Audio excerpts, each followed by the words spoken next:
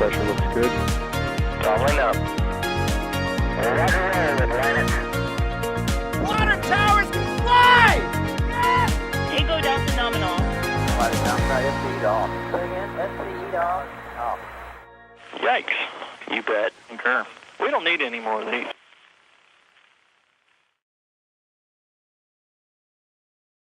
Well, hello everybody. Good morning or good afternoon, wherever you may be. It's a surprise stream. We're live at KC-39B with the Artemis-1 SLS out there on the pad. We're now just days away from launch. The flight readiness review has passed and everything's proceeding on plan. So it's getting closer and closer. So we've got a live stream and we're expecting an astronaut flyby in a T-38, which is their plane of choice. But first of all, 5x5 in chat, because I always check, make sure we're actually hearing us okay. I saw 5x5s already, you know the drill. Well done. We're getting this live view from Thomas Berghardt, and I believe he's on mic. Say hello, Thomas. Hey everybody, welcome this morning from the press site. Got a gorgeous view of 39B with SLS. And yeah, expecting some astronauts to pay us a quick visit via the T-38 and give us an opportunity to provide everyone an update on Artemis-1, as you said. Just passed its flight readiness review, another big step towards the launch a week from yesterday. Also, if you've got any questions, do at NASASpaceflight in chat, because guess who we've got? We've got Philip Sloss. So we've got any answers to questions you've got. Philip Sloss is the man. Say hello, Philip. Morning, Chris. So, this is going to be fun. This is what we used to see during the shuttle program. We used to see the astronauts of their vehicle. Obviously, this is an uncrewed vehicle. But their vehicle of choice when it was a shuttle program, we used to see the T-38s fly over their pad, and we used to get some wonderful photographs. I've actually tweeted some on several shuttle Sundays because it was a tradition. They also flew over in the STA, which is the shuttle trainer aircraft. It was always a wonderful sight, but we get to see this one live. This is a rare event, to say the least, that we knew it was coming, because usually they don't tell you in advance, when it was during the shuttle program at least. So this is going to be a fascinating event. Luckily, we've got this live view from Thomas, and we can probably going to see the three towers there. Everyone in chat put hashtag tower, well, not hashtag, command tower, because we did an extensive video on what lightning towers are all about, and it's about time people got to see some information about how they all work, because it's going to be very important for SLS out there. Those towers were originally built for the Constellation program, and they're 600 foot tall, so they are impressive towers out of all the lightning protection systems we've got out there. But yeah, we've also already got some super chats. Thank you very much. Robert Horse has become a PadRat member. Robert Bowles even, thank you very much. And Musical Wolves, a regular. Given the thrust of the SRBs plus the 4R-25s, can the launch escape system really produce enough thrust to escape rapidly without colliding? Philip, do you want to take that one? Sure. In fact, they had to tune it down. So you remember Orion was originally going to fly on top of the Ares-1, which was, basically one of these solid rocket boosters, which obviously would have a higher thrust or weight ratio than this vehicle, although it would be same ballpark. But for Constellation, the abort motor produces 500,000 pounds of thrust, and that would put something like 15 to 18 Gs on the crew. So they actually retuned the ballistics of the motor down to 400,000 pounds. So the launch abort system is still designed to get away from SLS if it needs to. Also, we've got some fun events here with Artemis, because Artemis is now involving both SLS and Starship. And Booster 7, if you're on Starbase Live, you can see just literally turning into the launch site right now. I promise not to be distracted too much by it, but we were covering it all morning, so we've got to keep an eye on it. Booster 7 is now back at the launch site. Booster 7 is probably, potentially, you've got to be careful about these things because testing to come yet, potentially rolled out for the final time for its launch, its orbital test with Ship 24. So we're in a fascinating era right now where we've got two monster rockets. One's going to do a orbital velocity test. The other one is going to go around the moon.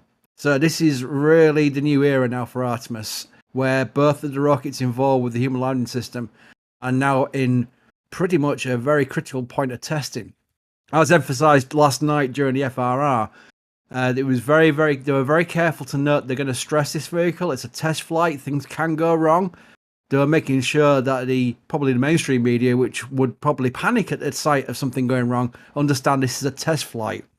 And that is very much... I've just seen a question from Jack Kerman saying, will you add footage of the Artemis-1 launch to the intro?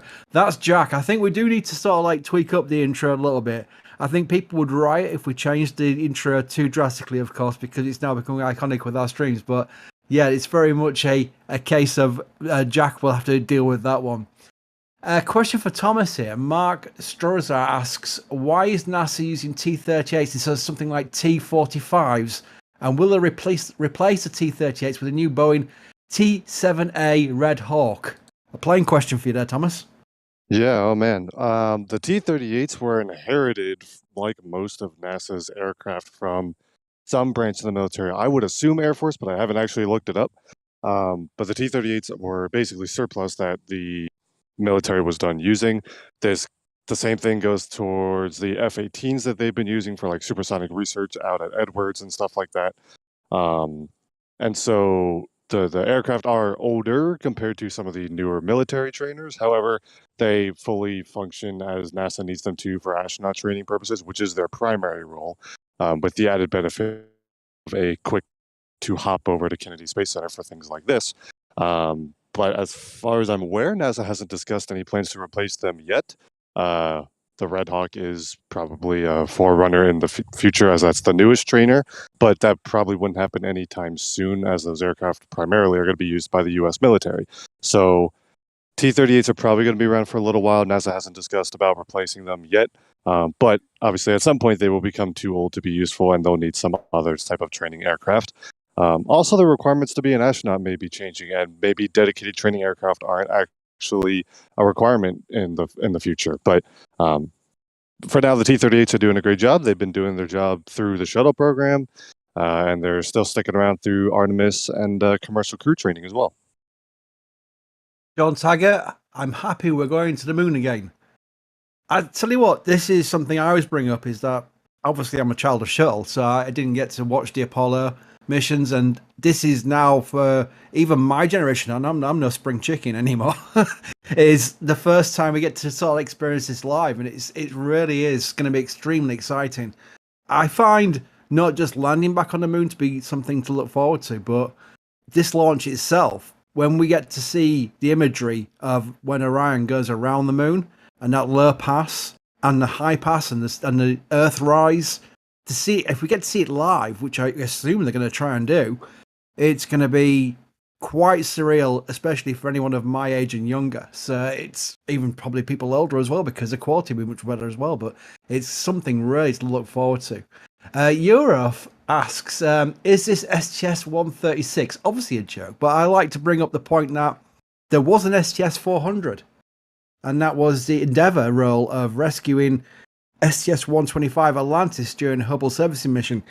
The Hubble servicing mission was the only mission where there was not the safe haven of the ISS. Unlike the movie Gravity, you cannot just go springing around different space stations if there's an emergency going on.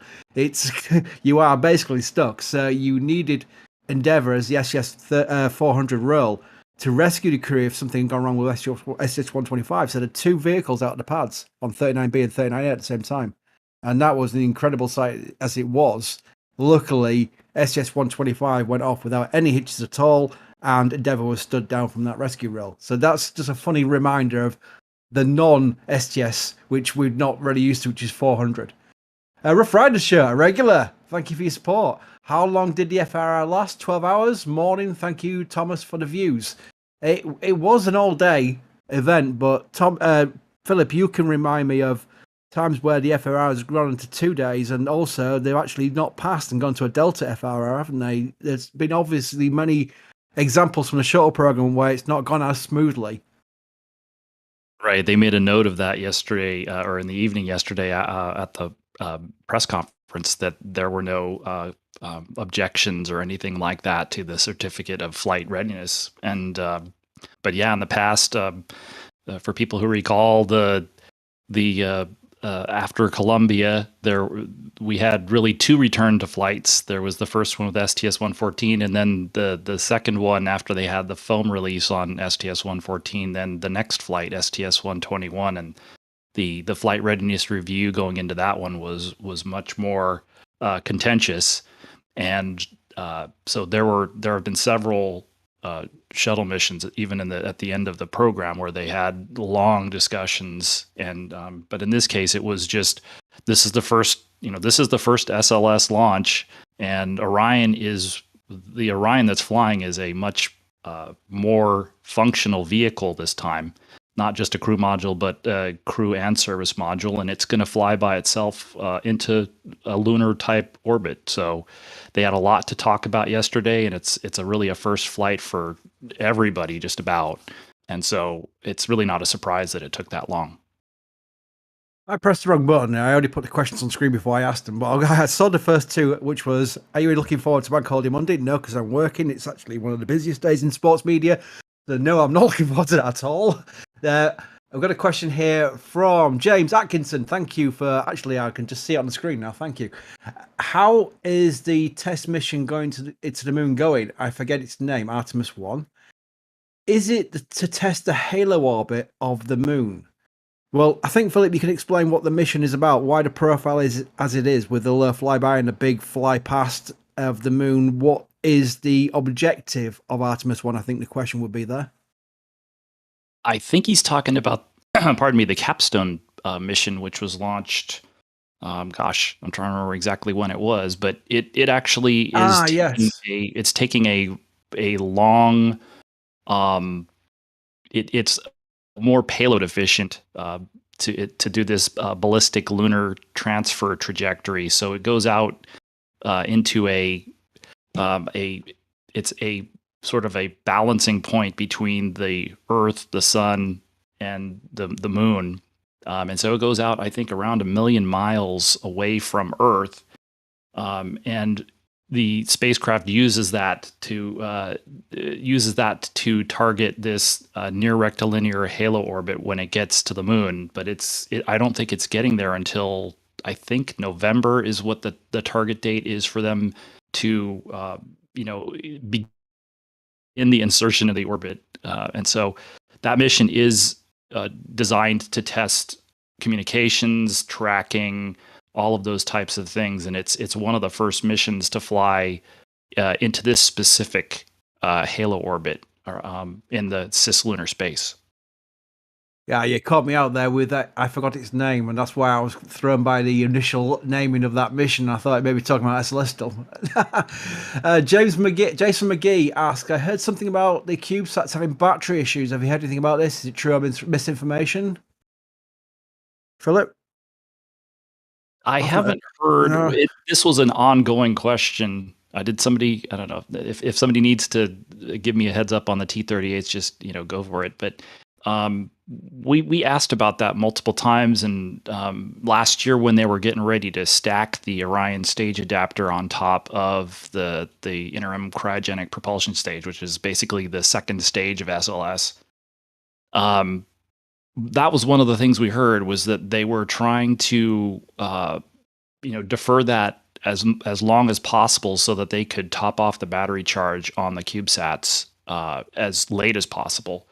And so we've gotten kind of multiple answers about whether they could do some recharging of the CubeSats, and then the whole deployment payload dispensing system is essentially an independent system from SLS or Orion, and so the deployment system itself is also running on batteries, and so we haven't gotten anything on that. It isn't, it is they're ride share payloads, and so in terms of priorities for the mission, they were talking yesterday about alternate missions for Orion. So, if you had an issue during the launch or during the mission where they had to, where they couldn't quite make it to the moon, well, the CubeSats are going along for the ride wherever they go. Robert Hobson's just donated 20 memberships to chat. That's crazy. Thank you, Robert. You're a long-term supporter, and that is amazing.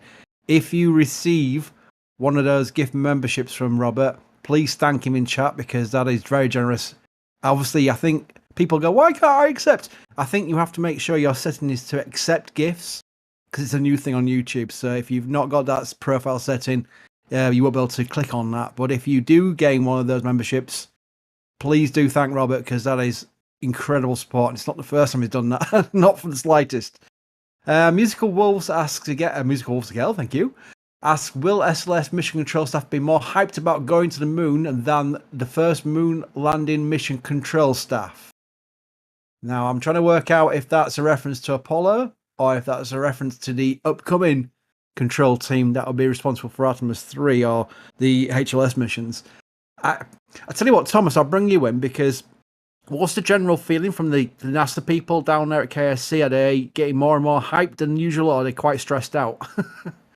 Well, maybe a bit of both. Obviously, and maybe this actually ties in with the flight readiness review, which I want to talk about a bit, because after the FRR, both Charlie Blackwell Thompson and I saw Jim Free make a comment on Twitter, comments from the briefing as well, saying that, you know, part of this mission, you got to set the expectations appropriately. It is still a test flight. But I think it feels different from a lot of other recent test flights where you had vehicles that were flying a couple, more often. You know, we were talking about, or even Atlas V Starliner, getting things like Starship testing online. All of those vehicles are flying at some regular, or were flying at least at some regular pace that offered opportunities to correct mistakes. And we saw that with the Starliner program. The first flight didn't go well. There was full capability there to fly a second mission. I think that's different when you look at SLS, where you don't really have a cadence or even a flight history of this particular vehicle to say, if this flight isn't perfect, do we actually have the ability to redo it? I'm going to go to Philip on more detail on that. But I think, so the stakes seem higher than maybe some of the other test flights we've had. That does also just coincide with the fact that this is the Artemis program. This is the flagship program for NASA human spaceflight right now. And so it would make sense that a lot of more attention and a lot more eyes are going to be on this particular test flight. There's definitely excitement, though, of course. I mean, think about it. This is the modern day equivalent to Apollo 4, the first flight of the Saturn. Going to, and in some ways it's even superior to that because it's actually going to lunar orbit. And so all of those things considered, it's definitely something to be excited about. I think the stakes are high, and I want to talk with Philip about how high those stakes really are, and does NASA have options to adjust the flight plan going forward if, like they have mentioned, everything doesn't go perfectly. Obviously, there are some amount of smaller in-flight anomalies that, this sensor wasn't working during the flight. Like, that's not grounds to redo Artemis-1, But if you have a more, a more major malfunction that somehow prevents a major test flight objective, like if Orion, if they get stuck in low Earth orbit, they can't do a TLI or something big like that, what are NASA's options for adjusting the flight test program? Well, they talked about some of the alternate missions once they're on their way, but I mean, I think just to step back for a moment. I mean, as I said before, and you mentioned it with Apollo 4, but I mean,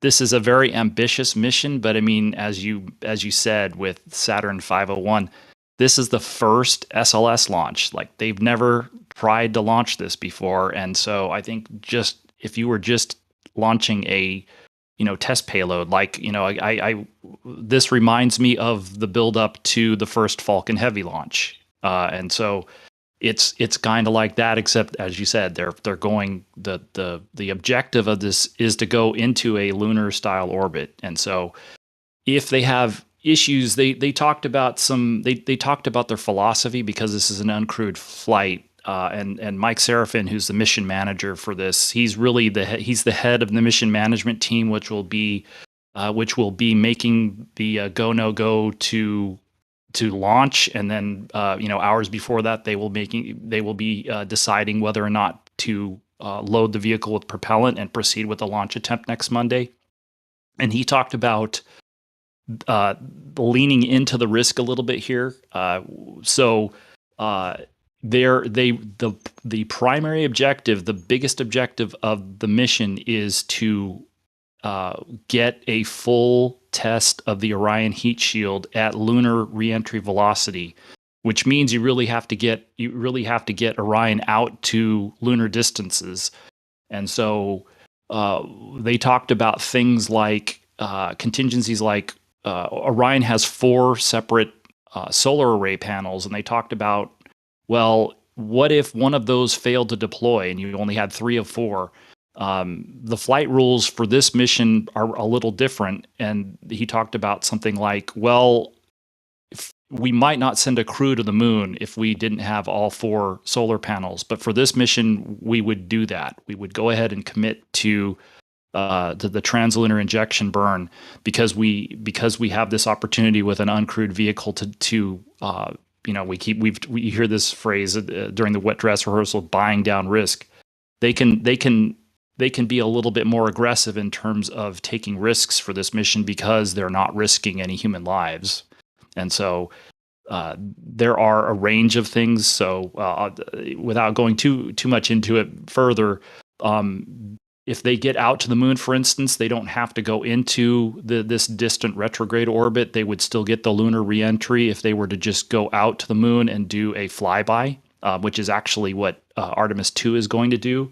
And they talked about, in order to get the velocity to make it out to the moon, if SLS underperforms, for instance, they might be able to use the service module to make up a little bit of the delta velocity that they need. So they have a lot of different options depending on what's thrown at them next Monday. A lot of people in chat are asking, when is the flyby? We're keeping a very close eye on it. As soon as we get any sight or even sound of T-38s in the air, trust me, we'll let you know, and we'll be focusing on that one. We're just going to take questions for the meantime. Thomas, you're going to say something? Just a heads up on that timeline. We were told around 9 a.m., so we should be 8 minutes or so away. Obviously, that's an approximate time. What actually happened was a lot of people were asking, where are they? Because they should be coming from Houston, right? No, they actually got here yesterday, I believe. So the astronauts and the T-38s have been here since at least yesterday. They're over at the shuttle landing facility. I was told that they were preparing for takeoff not that long ago, so they could be airborne any minute now. And the flyover is supposed to happen around 9 a.m. Eastern time-ish. There could be a couple passes over the pad like that. We don't know what we'll see here.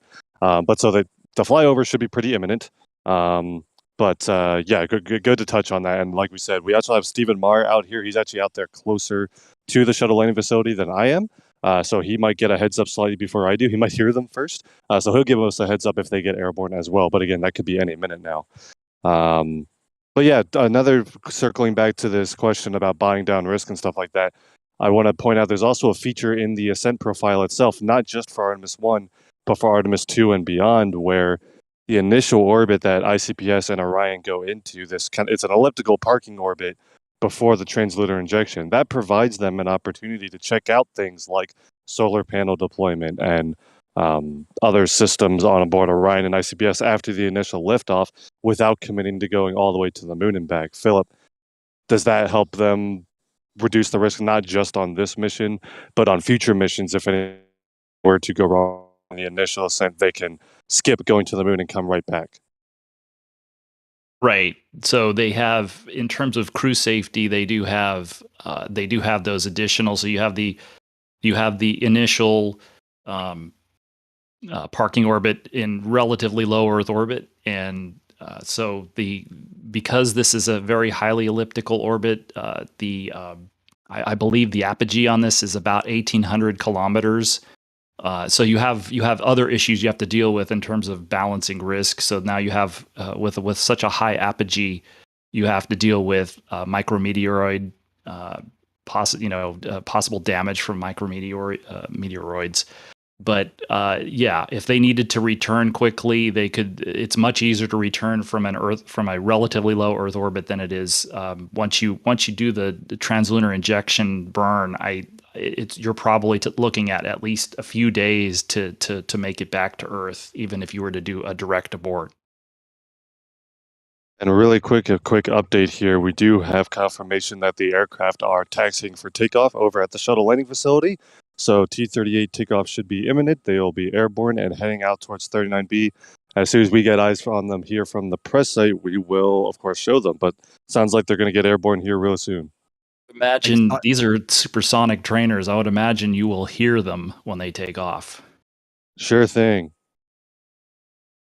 Exciting. Jeffrey Edwards asks, how many cameras video are you planning to use to capture the launch?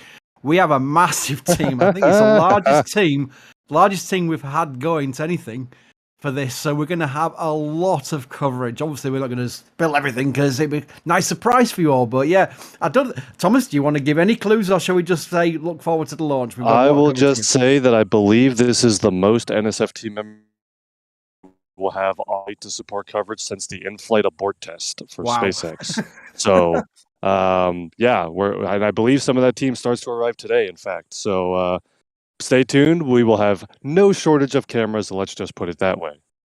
Everybody but me.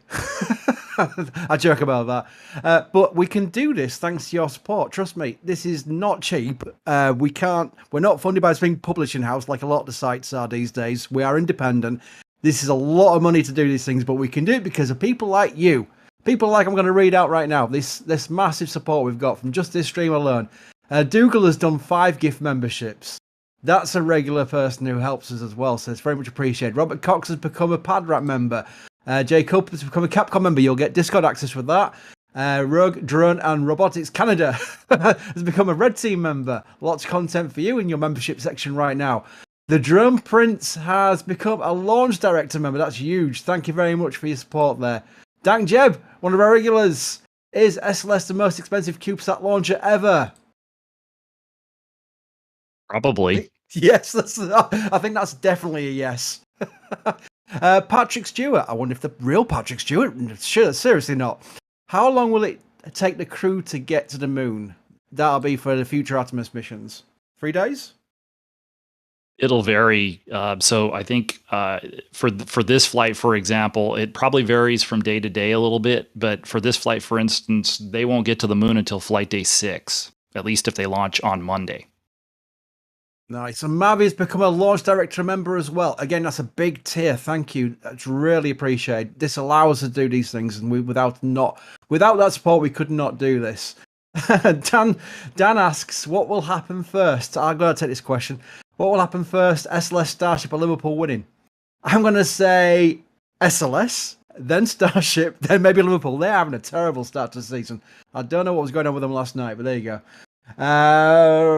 Redbird asks, have you been following the light sail mission, and what are your thoughts on the use of solar cells in the future? Philip? Well, I think they're going to be using the gateway is going to be using solar electric propulsion. So that's a big part of the lunar architecture that they're going to have in orbit, and then they're obviously going to have some other things on the surface itself. But yeah, that's a key technology that they're trying to evolve and mature to get ready to start putting the gateway into lunar orbit. Yeah, that's solar electric, and that's probably the more commonly going to be used technology, like you said, for things like gateway and stuff like that. As far as light sail, the solar sail, the CubeSat that was launched on STP-2, the Falcon flight, that particular technology is much further away from flight technical readiness. It hasn't really been demonstrated at a scale any larger than a CubeSat, so that's probably farther away. That's kind of a concept that could passively get a probe out to interstellar velocities at some point. As far as nearer term things like solar electric using lower thrust but higher efficiency ion thrusters like the Gateway will is a much closer and more practical way of advancing some deep space exploration such as lunar missions.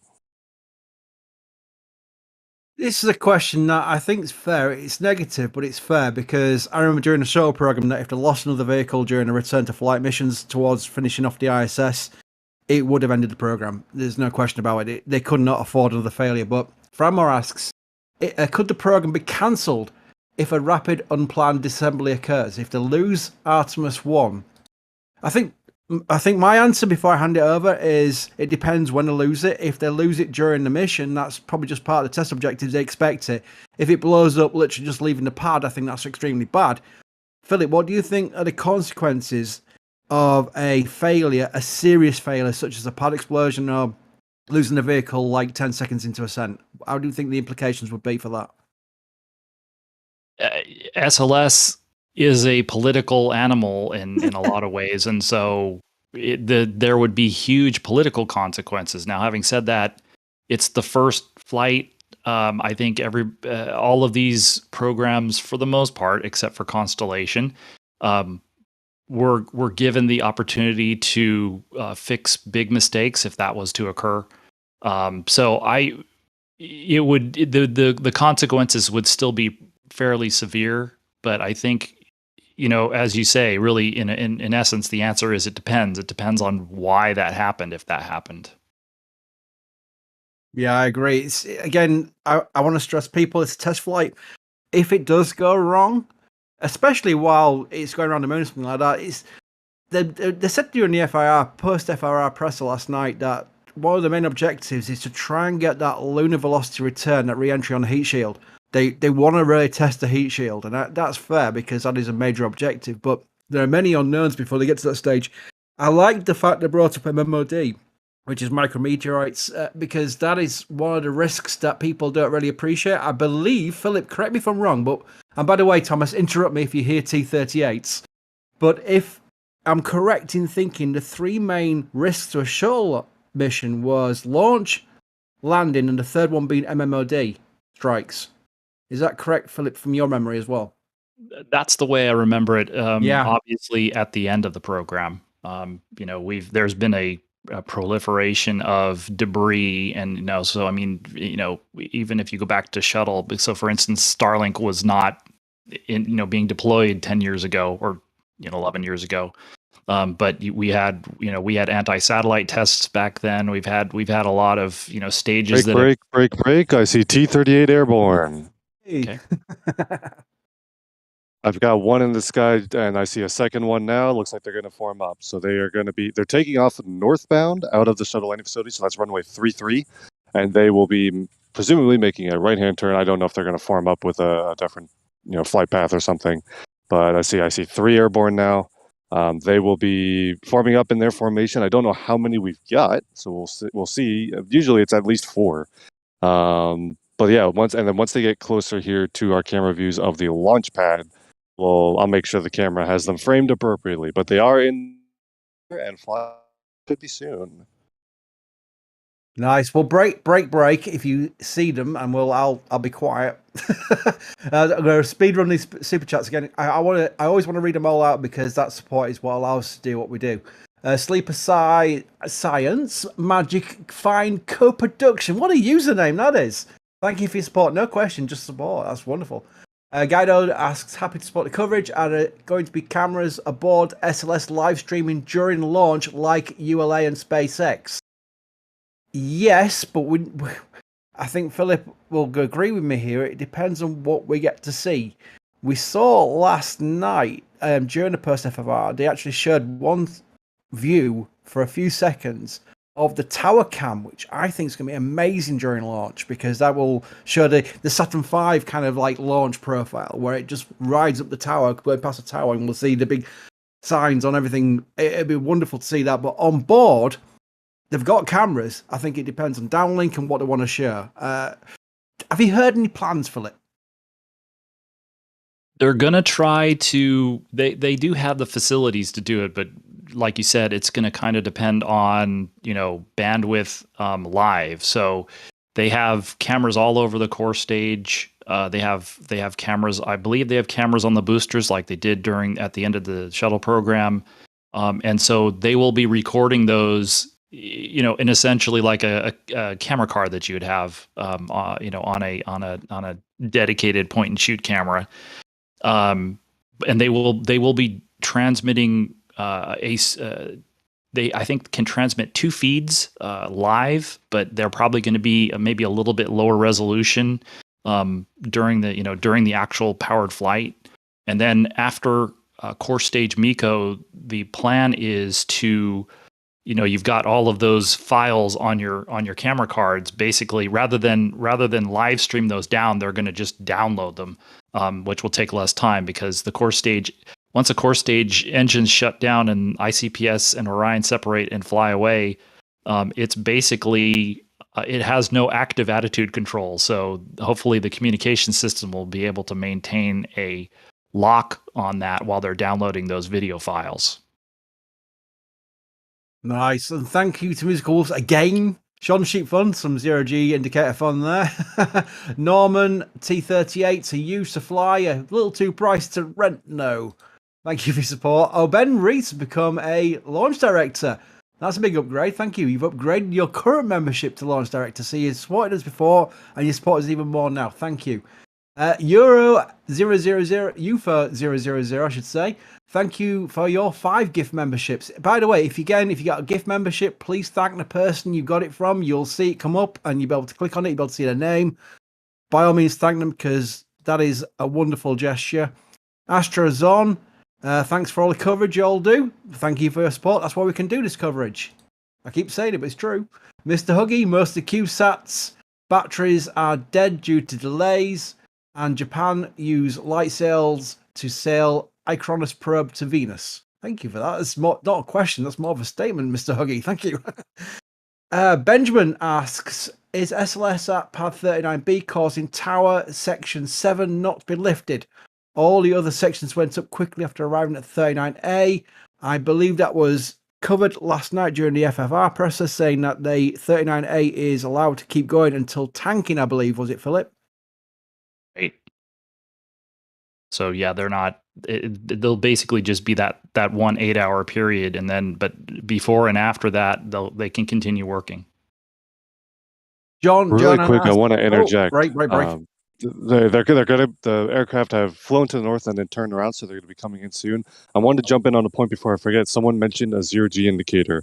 Has NASA said anything about a zero-G indicator for Artemis-1? I think they're going to have one. So, I saw somebody in chat mentioning they do have obviously cameras in Orion, and then on the exterior of Orion, on the solar array, on the tips of the solar array wings, and then also inside the crew module. And we won't get a lot of live stream, especially once it gets farther and farther away from Earth. But I assume we will see something once we start getting pictures from Orion after it's on its way to the moon. Yeah, okay, all right. I do know that they are going to have one, but I didn't know if what it was public information yet. I'm pretty sure I know what it's going, but I won't say in case it's not public because that means it's not confirmed. I don't want to be wrong. But I am fairly certain there will be one, and so that'll be something to look forward to too. But anyway, for those keeping track, of those of you that have, flight radar and things like that, the formation is actually kind of flying behind the press site right now. So maybe they're going to fly south to north on this flyover. But I see 4 T-38s airborne and in formation, and again, the flyover should be soon. I think I'm going to try to. I can't get them right now. They're going to be flying in and out of buildings. But once I get a cleaner view of them, I'll do my best to track some planes. I've been tracking a lot of rockets recently. Haven't tracked planes in a while, so we'll see how I do. By the way, it has been released. It is Snoopy. That's going to be okay. It is Snoopy. Okay, cool. Yes, and that makes a lot of sense because they award silver Snoopies to employees even to this day for good work. It's one of those key awards, a silver Snoopy. So I believe it will be a silver Snoopy zero-G indicator. There's lots of people seem to keep spamming Sean Sheep. Maybe he's joining. I don't know, but that's not been released. I just know. I did a quick check, and yeah, NASA did release it's Snoopy as a zero-G indicator. Right. Again, please break. If you see any signs of planes, I will continue until that point. I'm going to move the camera here pretty quickly to start tracking them. They're making the right turn. So just when you see them on your screen, Yeah, I can't multitask, Thomas. What I'm trying to make me do here. Jack Daniel has become a Red Team member. Thank you, Peter A. Thank you for keep up the great work. Just basically a super chat, not even a question, just support. And so as Conservative Space Nerd, again, that's massive support. And you didn't even ask a question. That's amazing. Thank you very much. While we wait for Thomas to interrupt us with views of planes, Johan asks 2 questions. Why don't you use why don't you use a gateway orbit for Artemis-1, and are they tracking any weather issues for the 29th? I'll give that to Philip. This mission, Artemis-1, so everybody's familiar with how late this mission is flying. It was originally, I think it was originally baselined for 2018. When they conceived of this mission and sort of crystallized the flight plan for it, which goes back to I think like 2014, Remember, they were talking about an asteroid redirect mission, and they were using this distant retrograde orbit, which is in the same class as a near rectilinear halo orbit. And so they can still, the orbit that they fly in, this cislunar orbit, they will get the same flight objectives that they would get flying into NRHO. And so they basically have just left the flight plan as it is all these years. There they are.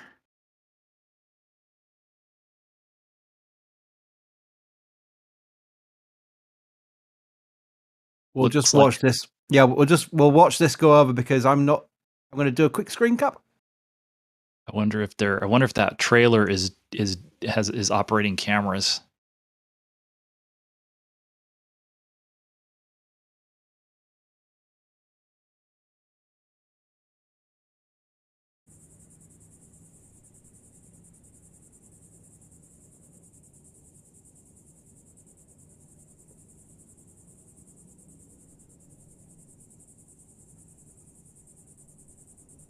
You can be sure that sometime later on today there'll be a video from the T-38 showing the flyover, including photographs. As is tradition, we've seen them before with the shuttle program. They are amazing sights when they go over.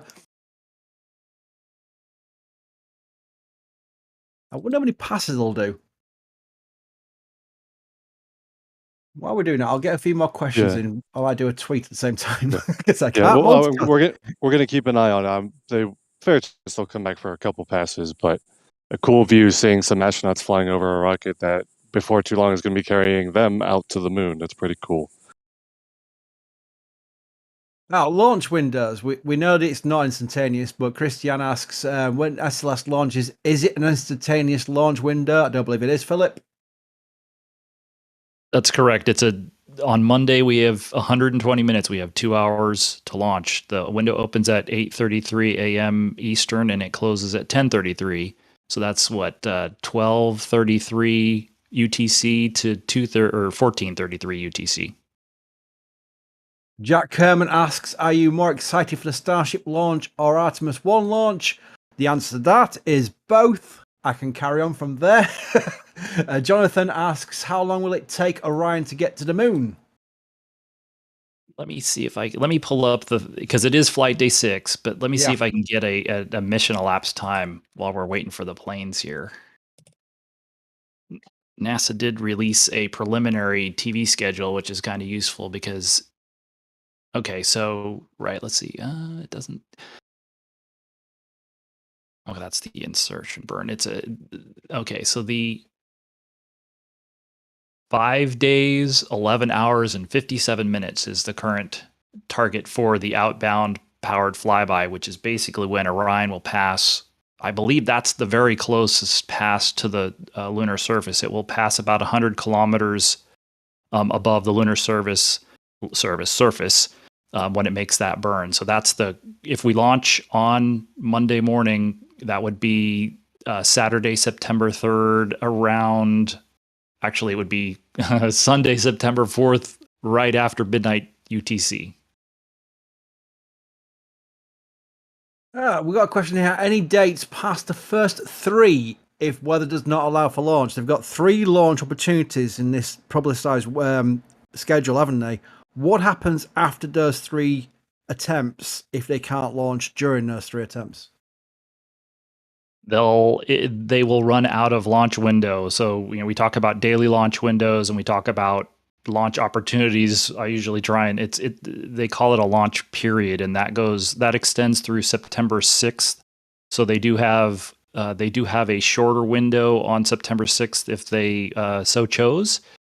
After that, the flight termination system that we've been talking about, that they will have to refresh those batteries in the flight termination system. So they'll have to come back to the VAB, replace the batteries, retest the system, and then go back out. And depending on what else happens, that might take a little while. And so one of the things they talked about was if they went all the way out to the Labor Day, essentially, or that's a U.S. holiday, but and they had to come back, they would probably not be able to make the next opportunity, which would be sort of mid-September to early October, and it would probably be the mid-October to end of October launch period that they'd have to shoot for at that point. All right, folks, coming back around for pass number 2. Oh, good. I was fearing that was it. I thought, no, surely not. You got the opportunity. You got your planes. You got your permission to fly over. Do it a few times at least. Speaking of which, Andy Law, request permission to buzz the orange rocket. A movie reference. Adrian's not on the stream, so we can't do movie reference. We can't ask him if he's seen the movie. I can guarantee he's not seen Top Gun because we asked him before. Even the second one, he's not seen the first one. While we're waiting for planes to fly over, Yeoman asks, why will SLS SRBs not be recovered and reused? Do you want to go first, Philip, and I'll go second? I think one of the reasons is there are a number of them, but I guess probably in terms of costs, one of the things that they've pointed out more than once is that as it turned out, the cost of refurbishing the cases was, it kind of ended up being a wash. It would have been just about as expensive to build new cases as to refurbish the ones that they got back. So that's part of it. And I think they also, this is heritage hardware. Some of this hardware is 40 years old that they're, flying on this mission, the steel cases. And so I think they would like to modernize the boosters that they're going to fly eventually. Here we go to second pass. And we believe, if I'm reading the back room correctly, they've got a fancy cinema jet filming all this. Obviously, some nice footage for their launch day coverage with Jack Black and other celebrities. I'll be careful. Wonder if he's up there. Yeah, I doubt it. Also, I'll bring up my key point because Thomas is on the stream. I've got to do it. Sorry, Thomas, but they were going to initially try to recover the booster from Ares, but they had to Ares 1 slander, not allowed. I'm sorry, but this is true. The zero-base vehicle project, which is because Ares 1 could not lift the full capacity at Orion, they found out due to mass constraints. They decided to delete things from Orion and delete things from Ares booster, and the thing they deleted from the Ares booster was the parachute recovery system, and they never put it back. And again, that plays into what Philip's answer was. They never brought it back for the more capable SLS, so that shows that they literally just said, right, we're not going to bother. You can take your earmuffs off now, Thomas. Yeah, sorry, Thomas, but it was a silly rocket. No, I know. No commentary. That's his username. If Artemis-1 fails, with Artemis-2 end up being unmanned. All right, so if Artemis-1 has a major problem, will they do an OFT-2 style kind of flight with Artemis-2? What do you think, Philip? Well, of course, it's the same top level answer, which is it depends. It depends on what fails. So you can have SLS is basically done after about 3 hours. But obviously there's a lot of stuff going on, especially in the first 10 minutes of flight. But yeah, it depends on the type of failure it is. So, even Orion. So, like we were talking about the hypothetical they threw out last night, which was, let's say one of the 4 solar arrays fails to deploy, but they go ahead and press onto the moon. Something like that, probably I think they would be willing to, they'd be willing to press ahead, assuming they could figure out what the problem was with a crewed flight. Everyday Space Nerd asks, will you stream the Boost 7 lift? It's a chopstick. I'm looking at it now on Starbase Live. It's heading towards the chopsticks. Hurrah! And if it's a chopstick lift, yeah, I think we will. So that's something to look forward to. We'll keep you if you follow me on Twitter at NASASpaceflight, you'll always be kept abreast of what we're covering at streams, because notifications on YouTube can be hit and miss, especially live streams, because they're not notifications. So keep an eye on my Twitter account, or the site's Twitter account, and we'll inform you if we're going to go live commentary for a booster lift, which might happen sometime later today, all being well. And speaking of which, Stephanie says, I am watching 2 different streams by NSF, both recording amazing history in the making. I agree. It is wonderful. Thanks to all the team we've got involved in making this happen, which is a large team and a very talented team. And trust me, if this was just my site, as it was in the original days, I would not have a clue how to do any of this. So it's major props to the amazing team. We've got Daz, Michael, Patrick in the background in this stream particularly. And everybody involved is a huge team, a hugely talented team, and I'm forever grateful all these people are with us on this site and this coverage. Nicholas King asks, is the outboard leg same time as the Apollos? I seem to have a 3-day flight for either way in my memory for some reason. So the outbound, we covered that earlier with Philip's answer about arriving on flight day 6. Is a different profile from Orion, basically, the answer to that, isn't it? Yes. Right. Yeah, Apollo was about 3 days. Yeah. Ruben says, flying a flag for both SLS and Starship over here in Torbay, UK. Top stuff, guys. Are you planning a pub meet in England sometime? Yes, we are. If you're a member of our Discord, Capcom Above, we're planning it there for the autumn sometime. I'll be in London or up north, well, we'll do both. And when we do plan it, I'll do a tweet, because we won't restrict members or anything like that. It'll be for everybody. And then we'll let you know there. So again, it's follow the Twitter account. You'll see it there if we get a firm date and a location set up, and then we'll all meet there. I believe there's going to be an Artemis meetup as well, which is run by Chris G. Chris G he's planning it in Discord right now, and I'm sure he'll publicise it close to the event when we've got the date firmed up and the location firmed up, which I think they're very close to doing, actually. Liz, thank you for your support. $20 support, no question. I always find that incredible, because I know people like to ask questions, and we'll answer all the questions possible. Yeah, we can. We don't prioritise super chats or anything like that, but to just support us and not ask a question, that's just thank you and very much appreciated. I see Thomas moving the camera again. Are we going to get a third fly past? Oh, we've seen some pads there. Look, there's ULA. Say hello to Tori. The American flag. America. Oh, look at that. American flag and the fly pass. Well done, Thomas. Very iconic view there. Oh, Philip, this is definitely a question for you. Actually asks, hey, is Artemis-2 being assembled already, or do they have to wait until this comes back so they can verify everything they're working on as expected? Nice coverage. Thank you for your support. Artemis-2, you were recently in the Michoud facility, weren't you? The Michoud assembly facility, MAF as we know it, in New Orleans. So you literally got up close and personal with the future SLS rockets. So the answer is actually kind of both. So, but not for the reasons that were mentioned. So they are building the Orion and the SLS for Artemis-2, and they're actually getting pretty close to, kind of the last major joins of the hardware. But the Orion crew module is waiting for some avionics from Artemis-1. So if Artemis-1 launches next Monday, it would return around the middle of October, and then it'll take a week and change, or maybe a little longer, to get back from San Diego, where they're re-entering and splashing down. And then once it gets back to Kennedy Space Center, they'll take that equipment out of the crew module and put it in Artemis-2, and then finish up with mating it up with the service module and getting it ready to go. Nice. And thank you to Ruben for coming to PadRat member. Thank you for your support. Another flyby going on right now. While watching this, Chris Watt, one of our regulars, thank you for the amazing coverage you gave us. Thank you.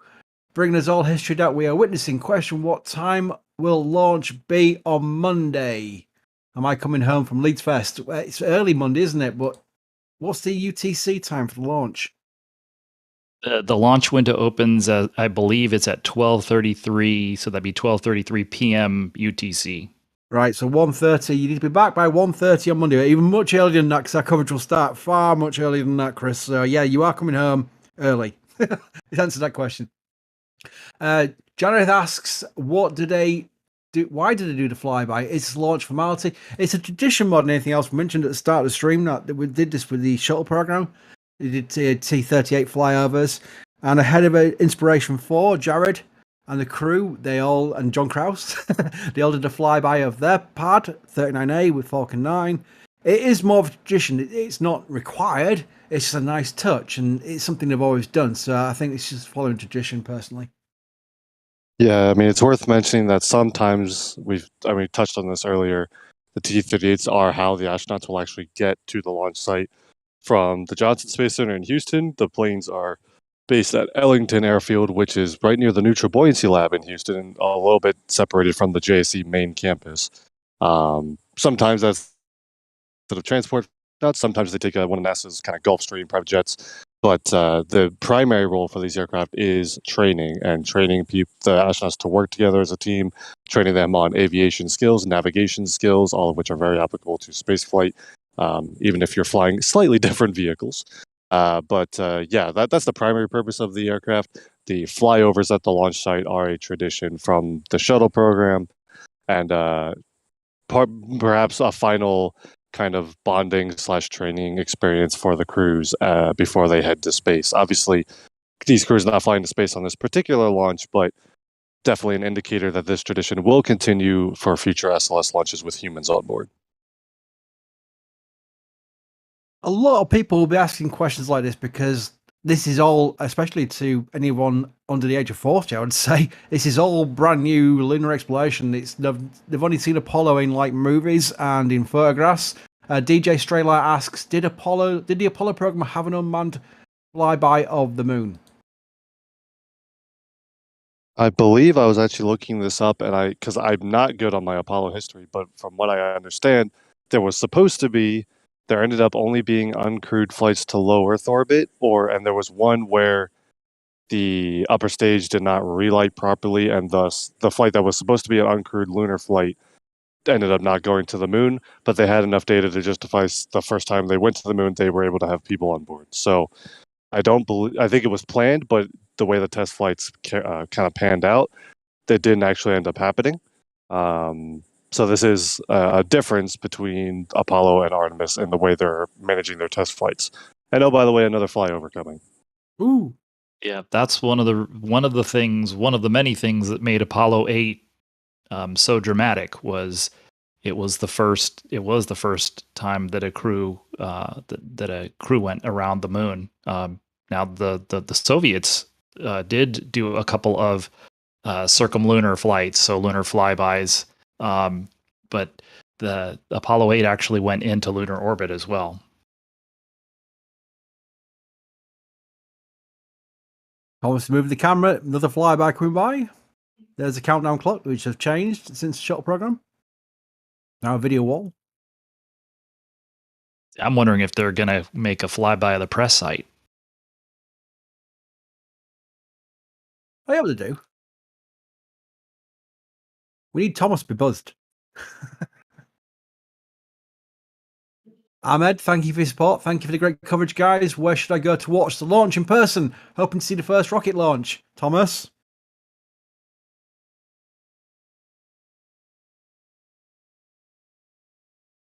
I think Thomas is busy with the camera. He might be busy with the camera, yeah. I will tell you one thing. If this is your first launch and you are thinking you can just turn up on the day, you might be in for a shock because it's going to be a very, very big crowd for this. It's probably one of those things where a lot of people will be going the day before and camping out. Expect traffic, to say the least. They've actually underplayed it on tweets, saying like there'd be 100,000 there. I think it'd be much, much more of a crowd than 100,000. I think it'd be more going on the 500,000 mark. Maybe even 1 million. We've seen crowds there at KSC for launches of 1 million people along the causeway and places like that. I think the best thing you could do is go on our forum and just look in the SLS section where you can get advice on where the best places are, as far as not just the view, but mainly the traffic concerns, because you may find people telling you the best point where to see the launch, but that will be packed out and you'll never get there. So the best advice would be to try and find a medium between the two of both the view of the launch. But let's face it, it's a massive rocket. You're not going to go too far wrong being in the local area. And also the traffic situation, because it's going to be a lot of people for this. And again, I would stress, launching first time is a big ask. it was also mentioned in the FRR yesterday during the presser that they have challenges because they have never got that far down in the countdown past the wet dress rehearsal, which was what, T-31 or the tweet T. How far did they get in the WDR, Philip? Can you remember? Was it 28 seconds or something to go? The clock got down to 29 seconds, but 29, right? Yeah. So everything past that is, apart from the core stage test at the Stanley Space Center, which is different because that's just a booster.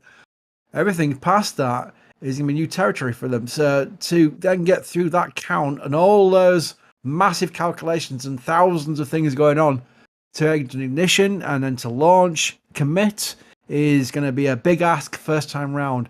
I personally would not be surprised if they scrub the first few attempts. So be prepared for that if you're going for it. Lewis asks, is there already word on the upgraded versions of SLS? Block 1B, it'd be Block 2, but Block 1B is the next one with the EUS. Philip, what would you say would be the answer to that on the upgraded SLS? Oh yeah, they're definitely developing the upper stage, and then of course we've heard more not quite as optimistic news. They have to have a new mobile launcher. So the one that we're looking at in the picture here is mobile launcher 1, and they funded a mobile launcher 2 because the Block 1B vehicle is taller than the Block 1 that we see here. And so some of the umbilical arms have to be repositioned, and it also just needs, it's a bigger upper stage, and so they need more of everything for that rocket. And Mobile Launcher 2 is behind schedule. EUS is behind schedule too, and I think it's probably going to be kind of a horse race to see when they're both ready to fly. Right now, the first Block 1B launch would be Artemis-4. And we have no idea exactly. Sometime in the second half of the decade. Also, we've got the mobile launch to consider as well. The mobile launcher you see right now, that huge structure with SLS, that is designed for the Block 1. And when they move on to the Block 1B, they did a study to see if they could renovate it again. Because remember, this SLS mobile launcher was renovated from the Ares 1 days. It was originally a Constellation mobile launcher. It's quite an old launcher now by its age of birth. It's going to be a case of needing mobile launcher 2 for Block 1B onwards. And that is a brand new mobile launcher they're going to have to build.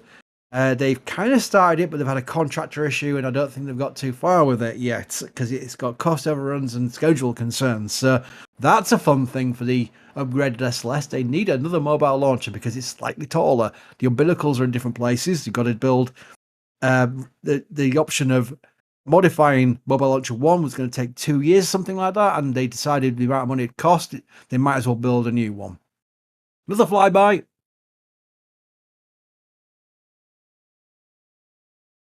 What's this, 5 now? The 5th flyby?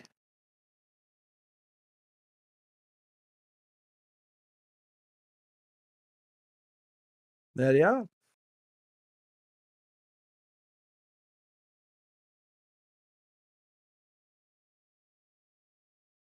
While this is going on, thank you, Zara, for becoming a Capcom member. Capcom or above get access to our Discord, which is a busy, busy place. We're actually doing some more things in there. We're doing some live events in there, not just plans for special event things in there, but also gaming. We're going to do a gaming thing. We trialed it with GTA 5 the other night, which was hilarious.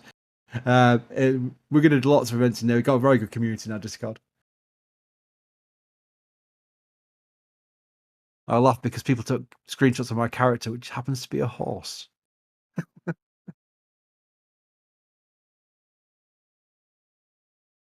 You like horses, Chris? I wasn't I aware do, of that. yeah. Surprisingly enough, it's a little known fact that I do like horses. And yeah, at the same time as this flyby is happening, Boost 7 is going towards the chopsticks. Wow. So it is a chopstick lift at Starbase, while T-38's flyover SLS at pad 39B.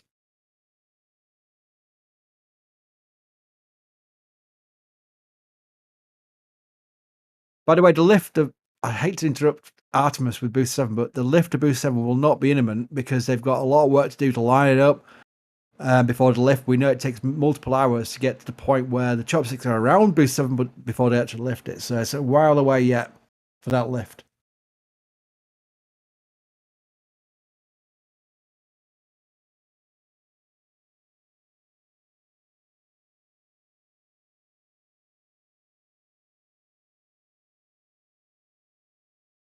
Okay, that was the 5th flyby, I believe. By the way, we talk about supporting the site and whatever. The one thing you can do is get some cool merch at the same time as supporting the site. We actually have a range which is dedicated to Artemis as well. So it's very much on topic. We have a range for many, many different types of vehicles we cover, but Artemis is our new one. We've got the range there, as you can see, as Patrick is bringing them up. We've got t-shirts, mugs, mouse mats, even the big massive mouse pads, which I've never had. I've only had small ones, which the mouse can just fit on. That fits the whole thing on the keyboard and what have you. We've also got prints, metal prints as well, not just prints. They are big metal prints, which are amazing because I've got them. And the first time I got a metal print was from our store, and it is stunning. And also, for the fun people in our community, we have the SLS hug, because there are some SLS huggers. There are. And we've got t-shirts and merchandise for that as well. But yeah, if you want to support the site and get some stuff in return, that's one way of doing it. You can buy stuff from our store. And very much appreciate people who do that, because we have got cool designs. Thank you to Pauline and Mark for helping with the designs and information of our store, because it's a very good store we've got there. And the good thing about our store is it's a distributor which doesn't charge you customs. If you're in the UK, you probably get experience of buying from US stores. You get charged literally double the price in customs again from the post office. Ours get distributed from the EU and even the UK. So you do not get charged customs on your store purchases, which is a good thing there. And if you're in the States, you get it from the States, so it doesn't matter. Back to Artemis. Yeah, thank you, Chris, and thank you to everyone who sends support our way. They're coming around for yet another flyby, so they've got at least one more left here before they wrap up this morning. Definitely been cool to see. Also, a good opportunity for just to provide everyone with an update on Artemis-1. We've been answering questions and stuff like that. And we touched on earlier how the Flight Readiness review passed. I wanted to ask another question kind of about that, and maybe this is probably best for Philip. During the Flight Readiness review, they mentioned that there really wasn't any open items from the Flight Readiness review, no open action items, other than the planned work that was already going to happen after the FRR. There are still work ongoing at the pad for final launch preparations and things like that. So, Philip, do you have any key items that the teams are going to be working on over the next couple of days that we should highlight as far as final pre-launch preparations, given that all of the pre-FRR items seem to have gone smoothly and been closed out before yesterday's review? Actually, they were supposed to be starting the last major operation before they get into the countdown that begins on Saturday, and that's loading the hydrazine into the hydraulic power units of the solid rocket boosters. So there's a primary and a backup in each booster, so there's a total of 4 hydrazine tanks that they have to fill up, and hydrazine is obviously a toxic chemical, and so the area around the launch pad is cleared, and the people that load that into the boosters are in self-contained breathing apparatus, so that they if there was a leak, that they would be safe. So that'll be going on probably today and tomorrow, weather permitting, and hopefully after that they will just be getting they'll really just have countdown preparations to do. So they'll moving lowering the engine platform, moving the side deflectors in underneath the mobile launcher, and just basically finishing up countdown preparations. And the countdown should start Saturday morning. Here we go, flyby again. I believe this is the last one, isn't it, Thomas?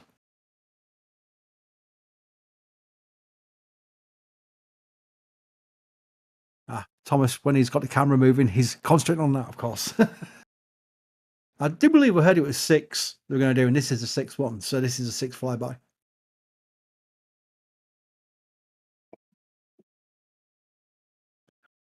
JPC asks, will astronauts who land on the moon get the same legendary status as the first ones? So it's an interesting question. I personally think yes, but I think the first paper limit, Neil Armstrong, I think you can't really beat that. Obviously, they're going with the new generation, the Artemis generation, especially the difference there will be the first person of color and the first woman on the moon. That'll be different as well. That'll be something legendary. I personally say yes. I think there will be. Thomas, Philip, what do you think? I think the first new astronauts will be famous. I don't, there's so much has changed in 50 years, in culture and so on, that I'm going to be really curious to see, if let's say they land in 2025 or 2026. Even Neil Armstrong, I suppose, sort of faded into the background after a while too, but they'll definitely get their names in the history books.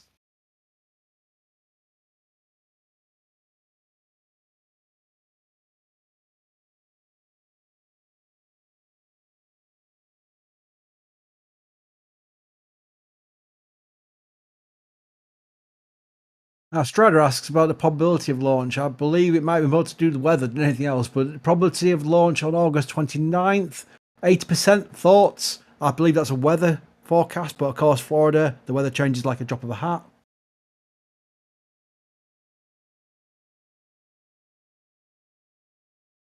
Sorry, y'all. When I'm operating the camera, I have limited ability to unmute myself and talk.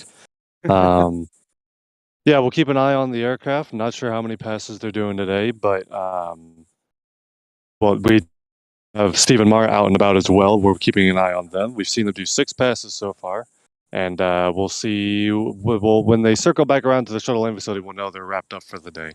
But nevertheless, it's been a great opportunity to provide an update. We're going to be providing a couple more of these update broadcasts leading up to launch, so we're plenty of coverage as the teams work through the final preparations. Because again, this is a high-profile launch, just like we did for some of the big like Starship test flights and things like that.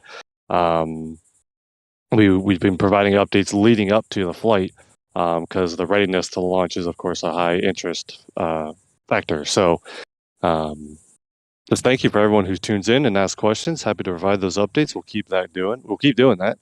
And it's just been a cool sight to see some T-38s flying around the Space Center here.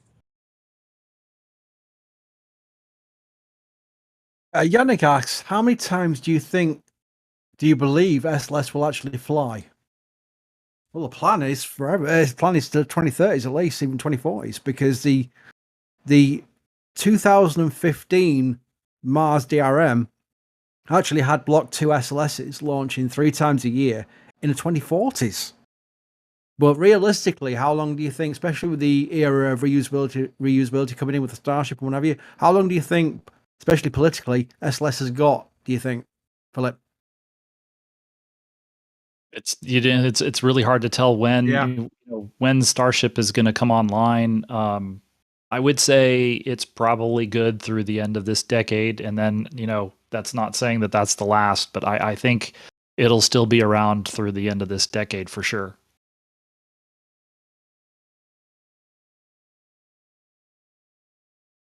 Yeoman asks, do you think NASA have their own plans or a fully reusable rocket? I think that's Starship, really. That's why they've contracted for Artemis.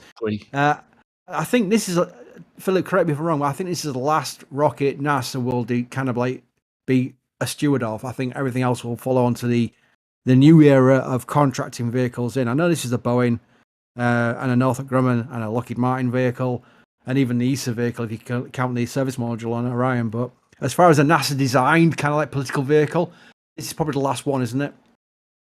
Yeah, I think so. I don't think it's going to be hard to make the argument that the government should make another one.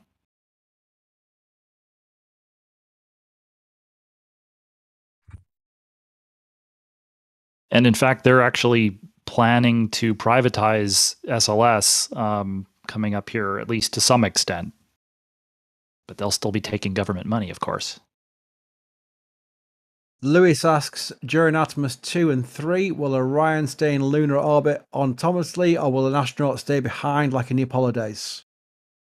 There will be crew on board for both flights. So all 4 will be For Artemis-2, it's a lunar flyby, so it just goes around the moon and comes straight back. It's like a free return trajectory. And then for Artemis-3, there will be the surface crew will be 2, and so 2 crew members will transfer to Starship and land, and 2 crew will stay on board Orion. Here we go into the fly past. This is number 7, the 7th flyby.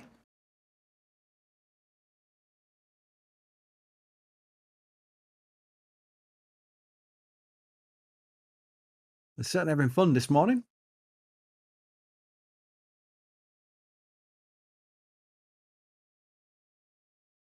JPC asks a good question here. I know it's Starship question, but do you think they will name one of the ships after Armstrong and Gagarin? Maybe. I know that Elon has said many, many years ago, in fact, now, that the first crewed Starship would be called Heart of Gold. I believe that was either the first crewed Starship or the one that goes to Mars. He's definitely mentioned that name for a Starship. I think that was back in the ITS and the BFR days.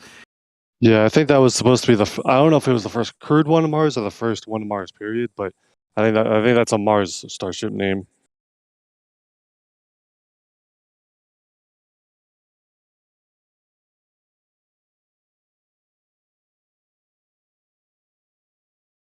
But yeah, I don't know. So we've seen some flybys. We've got some updates on flight readiness review stuff.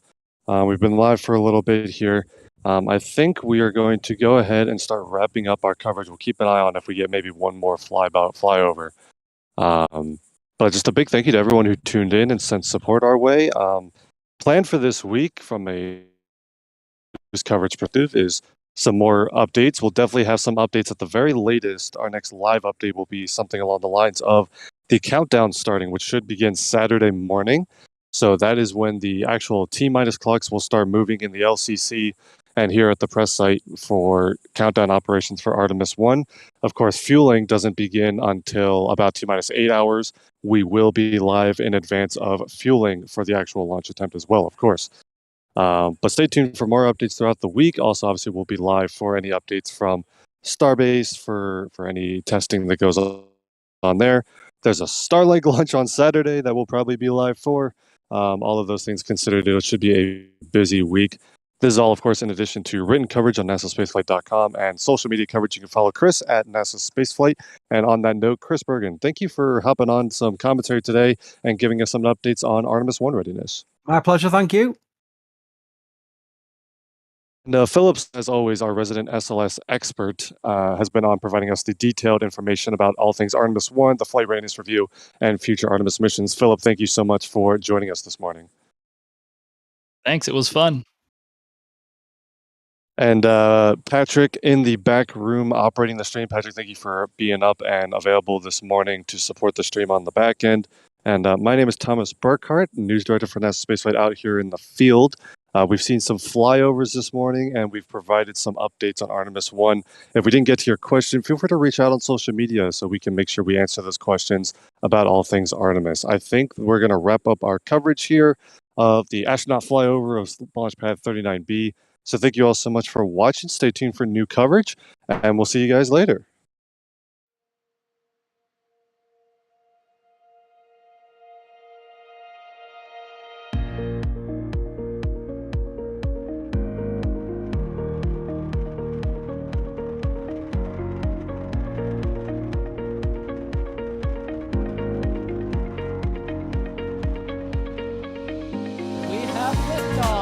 Propulsion continues to be normal. Our pressure looks good. Toggling up. Water towers can fly! Yes! Tango Delta nominal. Flight SE off. Say again, SE off. Yikes. You bet. Concur. We don't need any more of these.